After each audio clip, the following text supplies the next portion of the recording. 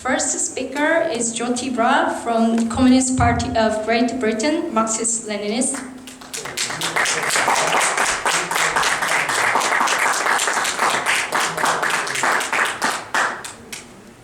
Thank you, comrades. It's wonderful to be here.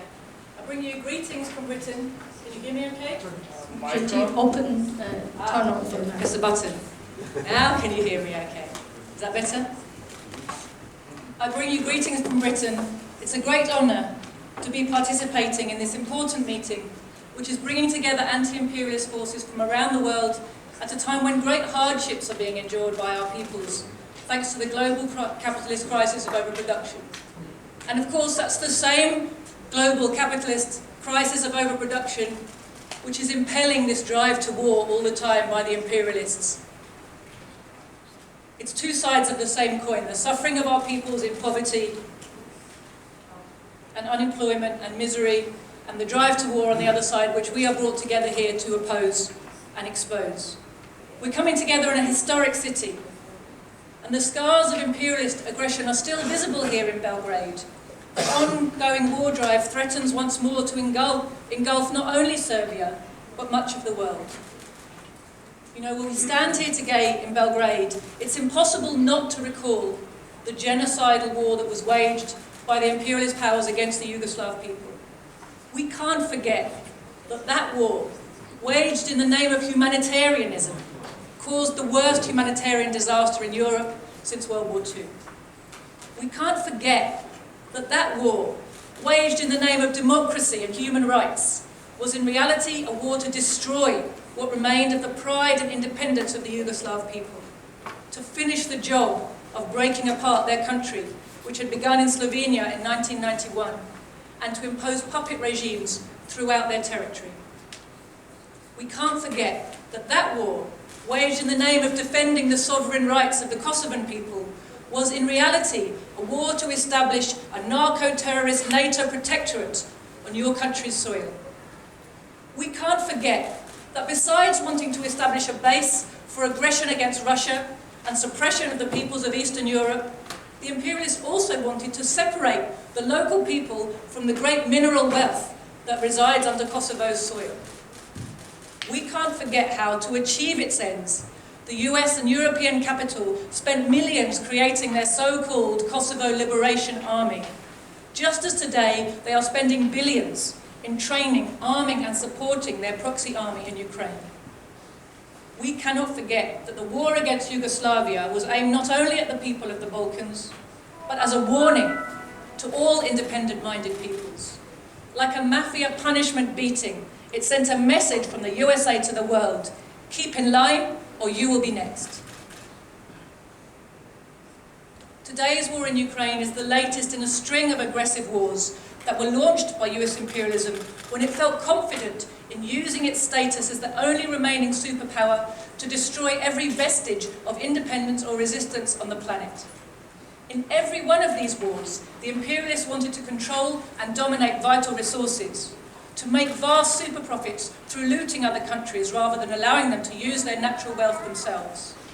You know, for the imperialists, with their never-ending and desperate quest for new sources of profit, money spent in raising the living standards of ordinary workers is money wasted.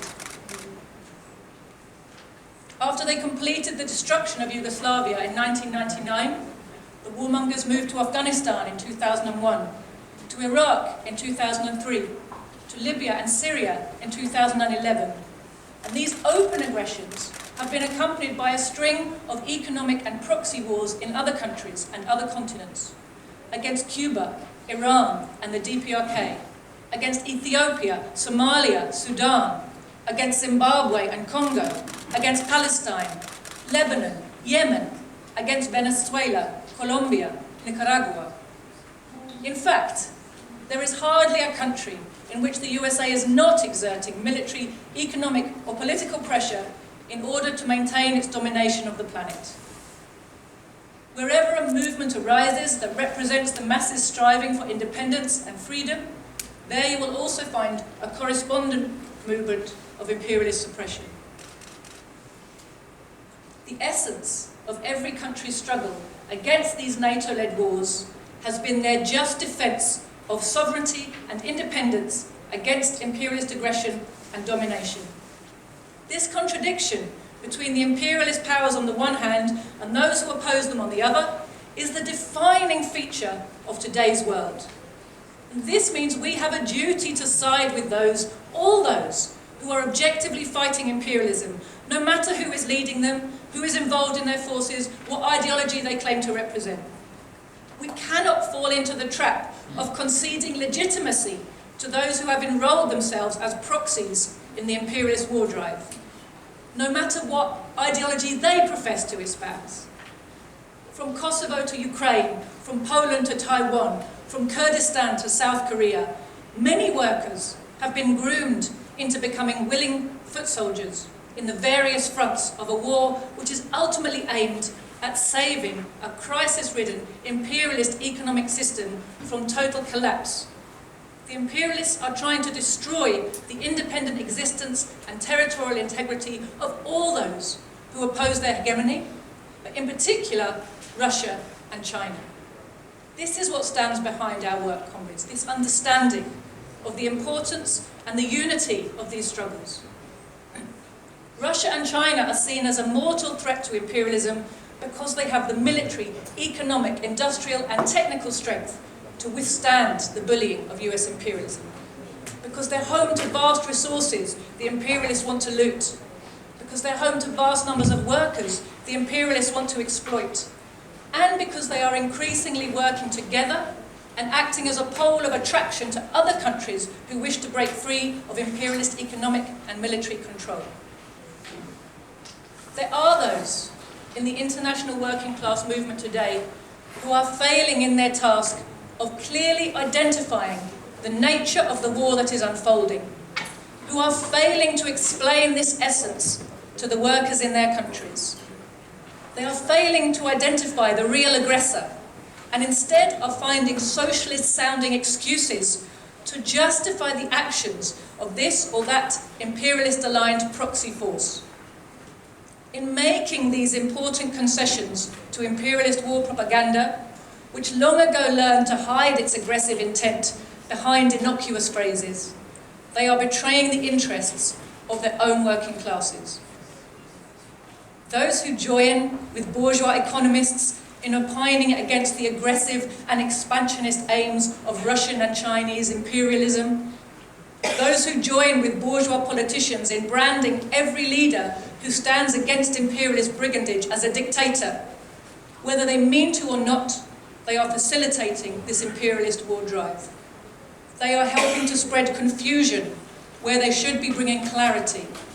They are disarming the forces that they should be mobilizing to join the fight against the imperialist war machine. As we stand in Belgrade today, we are well aware that the imperialists will bring war to these streets once again if they can. Our party stands in solidarity with our comrades in the new Communist Party of Yugoslavia, who are under increasing attack from EU-backed fascist thugs. We condemn the neo-Nazi attacks against the headquarters here in Belgrade. We condemn the ongoing provocations in Kosovo, which aim to turn the country into another front of the war against Russia.